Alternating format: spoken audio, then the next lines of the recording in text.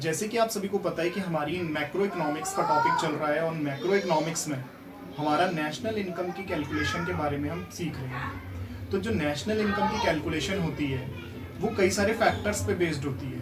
उसी में से एक इम्पॉर्टेंट फैक्टर होता है हमारा डेप्रिसिएशन, जो टॉपिक आज हम पढ़ेंगे। डेप्रिसिएशन को दूसरे नाम से जान सकते हैं कंजप्शन ऑफ फिक्स्ड कैपिटल। यानी जब हमें मैक्रो इकोनॉमिक्स में नेशनल इनकम की कैलकुलेशन करनी है और हमें नेट से ग्रॉस पे आना है या ग्रॉस से नेट पे जाना है, तो हमें डेप्रिसिएशन या capital consumption of fixed capital की जरूरत पड़ेगी। तो चलिए आज की वीडियो में हम स्टार्ट करते हैं डेप्रिसिएशन के कंसेप्ट को। चलिए तो आज का हम टॉपिक अपना शुरू करते हैं। डेप्रिसिएशन, जिसे हम दूसरे नाम से कंजप्शन फॉर फिक्स्ड कैपिटल भी कहते हैं। डेप्रिसिएशन या फिर कंजप्शन फॉर फिक्स्ड कैपिटल। देखिए, इस टॉपिक को समझने के लिए सबसे पहले हमें ये पता होना चाहिए कि इन्वेस्टमेंट क्या होता है। इन्वेस्टमेंट या फिर निवेश क्या होता है। इन्वेस्टमेंट और कैपिटल फॉर्मेशन एक दूसरे के बदले दोनों वर्ड यूज़ हो सकते हैं। यानी आपको क्वेश्चन में अगर इन्वेस्टमेंट दिया हुआ है तो भी वही मतलब है, और क्वेश्चन में कैपिटल फॉर्मेशन दिया हुआ है तो भी वही मतलब है। ये बहुत इंपॉर्टेंट वर्ड है।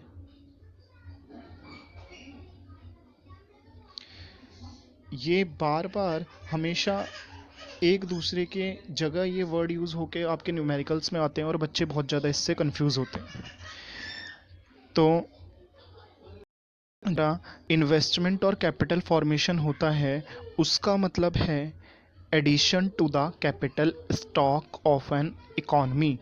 कि इकोनॉमी में, किसी भी देश की अर्थव्यवस्था में जब कैपिटल स्टॉक का एडिशन होगा, यानी कि उस देश का कैपिटल स्टॉक पिछले साल मान लीजिए 1000 रुपीज़ का था।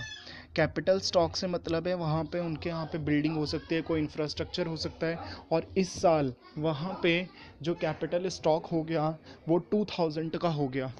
तो इस ईयर में जो कैपिटल स्टॉक एडिशन हुआ है उसको हम बोलेंगे इन्वेस्टमेंट। जो हमारी इन्वेस्टमेंट के टाइप्स होते हैं वो दो टाइप्स होते हैं।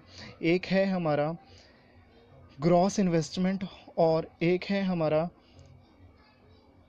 Net investment. Gross investment and net investment देखेंगे दोनों के बारे में क्या है। Gross investment is addition to the stock of capital before making allowance for depreciation. यानी कि जब हम एक साल में, किसी एक पर्टिकुलर ईयर में अगर हम कुछ प्रोडक्शन करते हैं तो हम जिन मशीनों की हेल्प से, जिन एसेट्स की हेल्प से, जिन टेंजिबल एसेट्स की हेल्प से हम प्रोडक्शन करते हैं, तो उसमें कुछ घिसावट आती है जिसको हम डेप्रिसिएशन कहते हैं। जब हम इस डेप्रिसिएशन को कंसीडर करेंगे, यानी कि हमने जो डेप्रिसिएशन एक साल में इन मशीनों पे लगा होगा, जो घिसावट एक साल में मशीनों पे लगी होगी, अगर हमने उसको कंसीडर नहीं किया, यानी जो अपना प्रॉफिट निकाला या जो इन्वेस्टमेंट की वैल्यू निकाली, जब हमने उसको कंसीडर किए बिना निकाल दी, बिफोर जब हमने उसको कंसीडर किए बिना निकाल दी, यानी बिफोर आपने इन्वेस्टमेंट की वैल्यू निकाली, डेप्रिसिएशन देने से पहले आपने जब इन्वेस्टमेंट की वैल्यू निकाली, तो उसको हम बोलते हैं ग्रॉस इन्वेस्टमेंट। यानी कि जो इन्वेस्टमेंट हुआ किसी पर्टिकुलर ईयर में, और उस पर्टिकुलर ईयर में जो डेप्रिसिएशन लगा था आपने उस इन्वेस्टमेंट में से लेस नहीं किया, विदाउट लेस आपने जो कैलकुलेशन की है उसको हम ग्रॉस इन्वेस्टमेंट बोलते हैं। फॉर्मूला क्या होगा अभी हम देखेंगे। इसी तरीके से इसका बिल्कुल जस्ट अपोजिट जो इन्वेस्टमेंट होती है उसको हम बोलते हैं net investment. The actual addition made to the capital stock. जो हमारा ग्रॉस इन्वेस्टमेंट था वो एक्चुअल एडिशन नहीं था।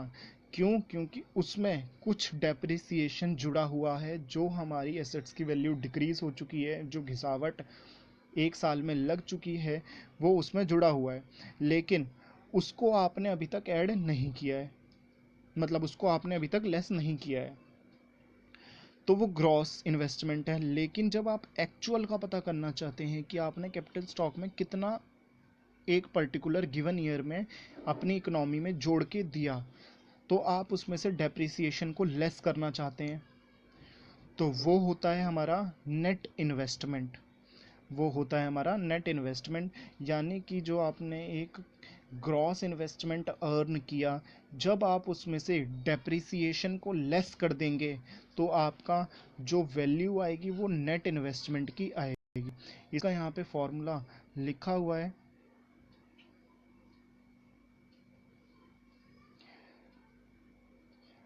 Net investment minus depreciation. Net investment minus depreciation, net investment is equals to gross investment minus depreciation, यानी gross investment में से depreciation को घटा दिया जाए तो नेट इन्वेस्टमेंट आता है। और अगर हमें ग्रॉस इन्वेस्टमेंट निकालना हो, नेट इन्वेस्टमेंट दिया हो और डेप्रिसिएशन दिया हो, तो हम नेट इन्वेस्टमेंट में डेप्रिसिएशन को ऐड कर देंगे। ये फॉर्मूला यहाँ से डेप्रिसिएशन राइट साइड चला, लेफ्ट साइड चला जाएगा और ग्रॉस इन्वेस्टमेंट का फॉर्मूला ये बन जाएगा। तो उस टाइम पे हम नेट इन्वेस्टमेंट में डेप्रिसिएशन को ऐड करके ग्रॉस इन्वेस्टमेंट की वैल्यू निकाल सकते हैं।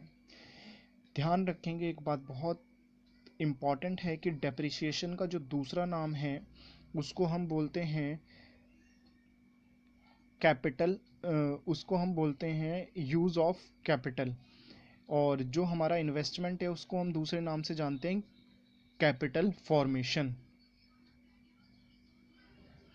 चलिए, अब ये जो डेप्रिसिएशन बार बार वर्ड आ रहा है, हमें ये पता होना चाहिए कि ये डेप्रिसिएशन एसेट्स में मेनली लगता किस वजह से है। यानी हमारी कोई मशीन, हमारी कोई एसेट्स, हमारी कोई टेंजिबल एसेट्स जो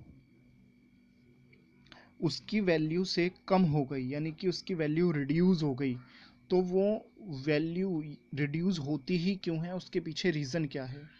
तो उसके पीछे मेनली 3 रीजंस होते हैं डेप्रिसिएशन लगने के: normal wear and tear, passage of time, expected obsolescence. Normal wear and tear में क्या होता है कि जब हम किसी एसेट्स को या फिर किसी मशीनरी को अपने पास रखते हैं, उसका प्रोडक्शन प्रोसेस में यूज़ करते हैं, तो उसमें छोटी मोटी टूट फूट हो जाती है, तो उसकी वजह से उसकी जो एक्चुअल वैल्यू होती है वो डिक्रीज़ हो जाती है, और उसी डिक्रीज़ होने के लिए ही हम जो वर्ड यूज़ करते हैं उसका नाम ही डेप्रिसिएशन है। यानी जो छोटी मोटी टूट फूट होगी उसकी वजह से जो वैल्यू में डिक्रीमेंट आएगा उसको हम डेप्रिसिएशन के नाम से जानते हैं। सेकेंड है हमारा पासेज ऑफ टाइम। जैसे जैसे हम अपने एसेट्स को यूज़ करेंगे, तो उस एसेट्स को यूज़ करने के साथ साथ क्या होगा कि टाइम बीतता जाएगा और एसेट्स की वैल्यू अपने आप ही कम होती जाएगी। जैसे अगर हम आज कोई गाड़ी परचेस करके लाएं और उसको मार्केट में सेल करने जाएं, तो जितना ज़्यादा टाइम उसको ख़रीदे हुए हमारे पास हो जाएगा, तो हमें मार्केट से उसकी वैल्यू उतनी ही कम रिकवर होगी। यानी जैसे जैसे हमारा टाइम पास हो टाइम जो है वो इंक्रीज़ होता है, टाइम बीतता है, तो हमारे एसेट्स की वैल्यू डिक्रीज़ हो जाती है। इसको भी हम एक डेप्रिसिएशन का कारण मानते हैं। जो थर्ड पॉइंट है वो है एक्सपेक्टेड ऑब्सोलेंस। एक्सपेक्टेड ऑब्सोलेंस का मतलब है कि कई बार जो एसेट्स होती है या मशीनरीज होती हैं या फिर हमारी कोई भी प्रोडक्शन का फैक्टर होगा, टेंजिबल फैक्टर होगा प्रोडक्शन का, जिसको हम प्रोडक्शन के लिए यूज़ कर रहे हैं, तो उसकी कई बार फैशन से वो आउट हो जाता है। यानी कि किसी एक पर्टिकुलर मशीन से जो प्रोडक्शन होती थी वो मशीन चलन से बाहर हो गई, फैशन से बाहर हो गई, यानी कि अब उसका ऑफिस में, उसका प्रोडक्शन यूनिट में यूज़ नहीं होता। लेकिन हमने उस मशीन को उस टाइम पे ख़रीदा था, तो उसकी वैल्यू उस टाइम के कंपैरिजन में तो डिक्रीज़ हो गई है।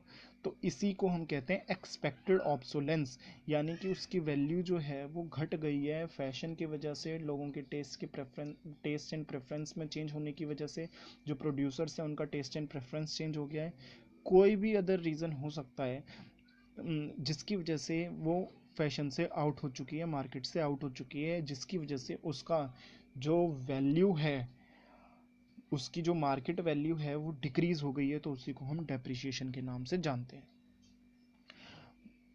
तो ये जो हमारे 3 रीजंस थे, normal wear and tear, passage of time, expected obsolescence, ये हमारा डेप्रिशिएशन के 3 रीजंस हैं जिनकी वजह से एसेट्स अपनी एक्चुअल वैल्यू को डिक्रीज कर देती है। तो ये हमारा आज का टॉपिक था जिसमें हमने पढ़ा डेप्रिसिएशन को हम दूसरे नाम से जानते हैं consumption of fixed capital, consumption of fixed capital या फिर कंजप्शन ऑफ एसेट्स या फिर डेप्रिसिएशन। तीनों में से कोई भी वर्ड यूज़ कर सकते हैं सीबीएसई में पेपर में, और आपको कंफ्यूज नहीं होना, बहुत क्लियर रखना है। इन्वेस्टमेंट की डेफिनेशन देखी, 2 तरीके की इन्वेस्टमेंट होती है, एक ग्रॉस इन्वेस्टमेंट, एक नेट इन्वेस्टमेंट। उसके बाद हमने ग्रॉस इन्वेस्टमेंट की देखी, जब हम प्रोडक्शन प्रोसेस में जो एडिशन करेंगे कैपिटल स्टॉक में उसमें से डेप्रिसिएशन को नहीं हटाया होगा तो वो ग्रॉस इन्वेस्टमेंट है। जब हम उसमें से डेप्रिसिएशन को हटा देंगे तो वो हमारा नेट इन्वेस्टमेंट है। फिर उसके बाद जब हम डेप्रिसिएशन के बारे में लगातार पढ़ रहे हैं तो डेप्रिसिएशन के रीजंस क्या हैं, वो है normal wear and tear, passage of time, expected obsolescence. इन सभी की वजह से एसेट्स की वैल्यू डिक्रीज हो जाती है। तो ये था हमारा आज की वीडियो, और नेक्स्ट वीडियो में हम अपनी नेशनल इनकम का न्यूमेरिकल पार्ट शुरू करेंगे थोड़ा सा, जिसमें मैं आपको जीडीपी, एमपी की डेफिनेशन, एनएनपीएफसी की डेफिनेशन और कन्वर्जन रूल्स के बारे में बताऊंगा। तब तक आप घर पे रहिए, सेफ रहिए। Thank you very much. पढ़ाई करते रहिए।